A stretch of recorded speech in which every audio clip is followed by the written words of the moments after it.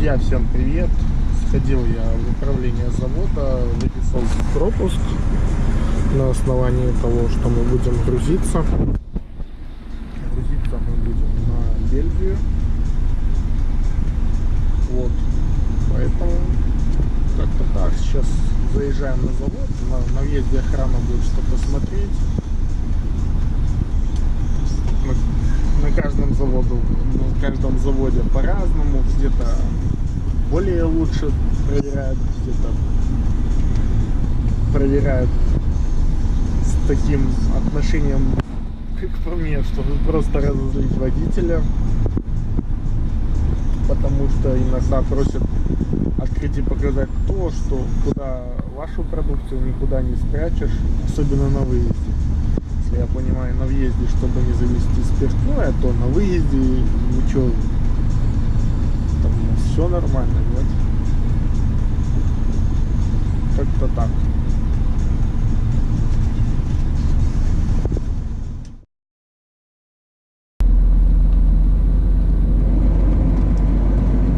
Ну вот мы и загрузились.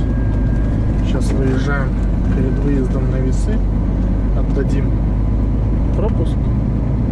В принципе, поедем дальше. Вот. Как-то так. Завтра вечером уже буду дома. Сегодня осталось как бы проехать только 4,5 часа.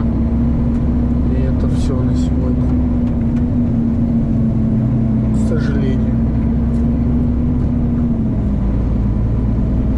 Вот. Как-то так. Будет меня видно, не будет. Погода сегодня, конечно, очень плохая. Я уже вижу, что впереди будет сейчас просто большой и очень сильный дождь. И вот он начинается, мы в него просто въезжаем. Ужасная погода сегодня. Дома тоже не лучше. Сильный ветер, шквалистый, очень много деревьев поломано. Желания сегодня нету большого ехать далеко. Доеду, думаю, до Забрянска и отстаюсь 9 часов и завтра поеду дальше. Вот, как-то так. И так сегодня вот вся дорога от Орла до Брянска.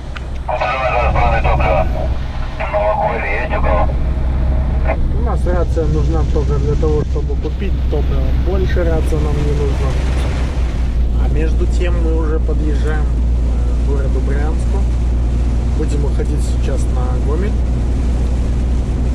Поэтому сейчас будем проезжать мимо, естественно, мемориала воинам-водителям. И дабы почтить память,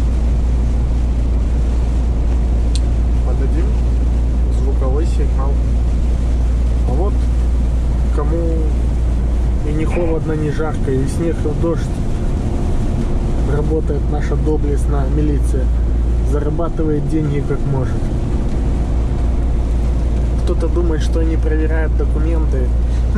Да нет, они просто проверяют, какие у вас деньги, мелкие или крупные. Если крупные, могут сделать помельче, если мелкие, те заберут.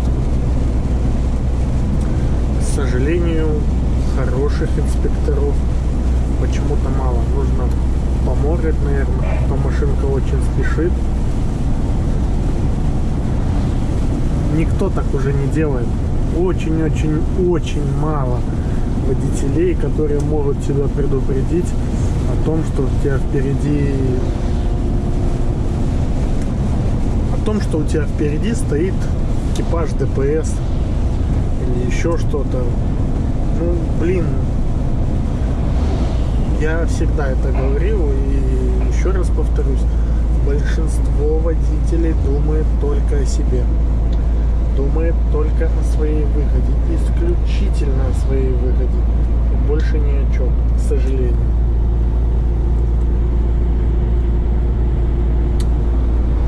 Вот, как-то так.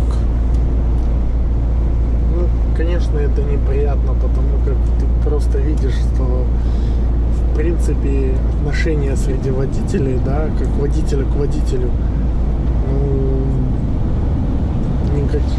никакие. Человек не уважает себя, человек не уважает остальных. Вот такой вот здесь автомобиль. Интересный. Как-то так. Сейчас поедем на заправке Shell, заправимся до полных баков, потому что автомобиль пойдет через Литву на Бельгию. С полными баками будет заходить. И поэтому будем заправляться до полных баков. Вот как-то так.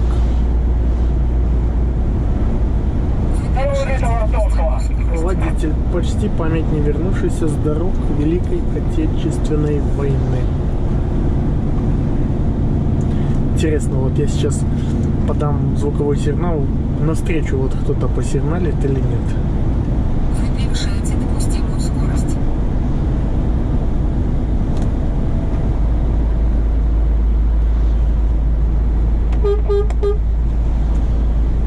Три коротких. Готовьтесь через 800 метров. Один есть. Один есть. Может, не все так плохо. Сейчас заправимся до полных баков.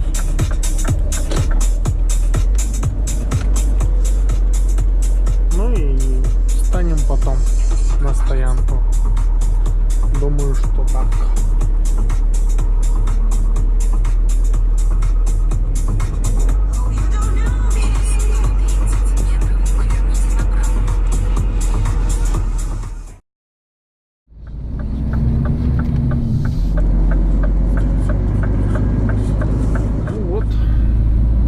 Заехал на Шелку, на Роснефть, дозаправил 60 литров, чтобы до полных баков. Сейчас проедем весы, нас стопудово тут остановят. Почему? Это я вам не расскажу.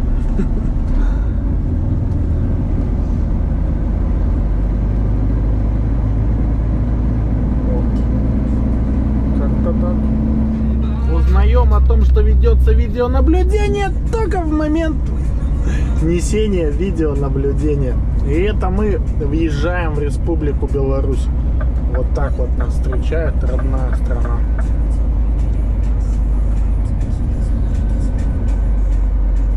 Вот такой вот.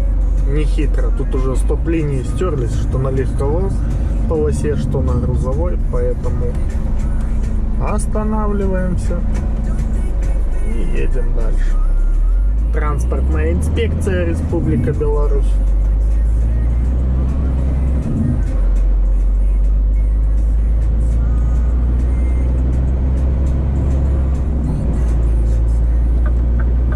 Здесь вот почему туда легковую завернули.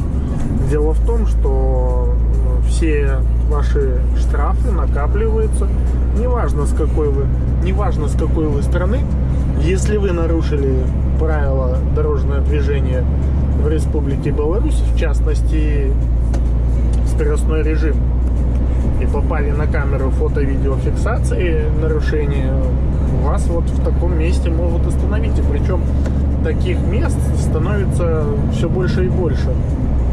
Есть мобильные пункты, безопасность дорожного движения совместно с госавтоинспекцией останавливают и проверяют, вернее, заблаговременно установлена камера, и вы приезжаете, и как бы система проверяет вас на наличие неоплаченных штрафов. Вот. Я не так давно вот на этом автомобиле у напарника забрал машину, меня остановили тоже для выявления, выяснения, кто был за рулем такого-то числа, чтобы понять, кому предоставить для оплаты штраф. И попросили распечатку за этот день. Я показал им, что я в этот день не ехал, хотя я в этот день просто мой чип еще стоял в тахографе, я в этот день передавал машину.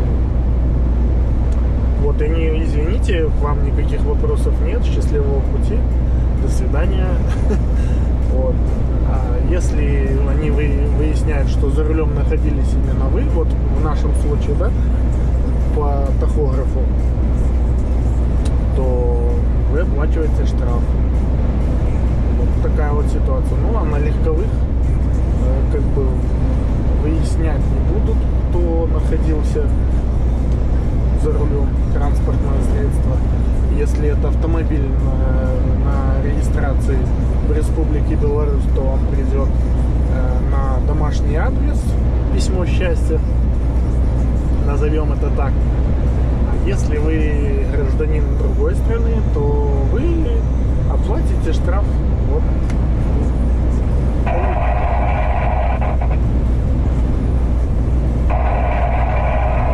Получите не протокол, как правильно. В общем, вам просто дадут все необходимые как постановления, чтобы вы оплатили штраф. В общем, короче, систему нашу не обманешь, вот, неважно с какой вы страны. Вот как-то так. Поэтому в Беларуси такой порядок. Но не в той Беларуси, в которой мы живем, а в той, которую показывают по телевидению. Альбо як кажуть по-белоруску по телебачению. Так? Не так давно здесь вот этот еще один мост на объездной. В Беларуси их несколько, которые посчитали, что опасно по ним ездить, перекрыли движение. Поэтому мы вот сейчас поедем через город. Прямо нам нельзя, поедем через город по... Используйте второй поворот налево. Будем держаться знаков объезд. Вот. Поэтому ходим так. А если бы с мостом проблем не было, мы бы поехали прямо. Там аварийный мост. Я служил в армии в Гомеле. Вот, поэтому поедем через Гомель. Вы превышаете допустимую скорость. Как-то так. Трасса М5. Гомель, Жлобин, Бобруйск, Минск. Даже интересно, с какого перепуга тут едет трактор по дороге, где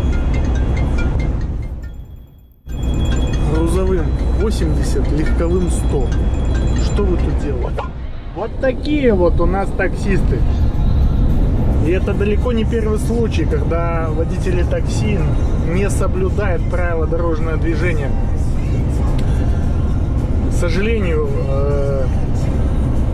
за те расценки, которые сейчас установлены на рынке перевозки пассажиров, приходится ездить намного быстрее, нарушать правила дорожного движения, а это неправильно. Вот такие вот есть водители, которые не соблюдают правила дорожного движения. В Бобруйске их вообще полно, не пропускают пешеходов. Жуть. Еще немного, и я буду передавать автомобиль своему напарнику. А вам хотелось бы сказать всем спасибо за просмотр, всем счастливо и всем пока.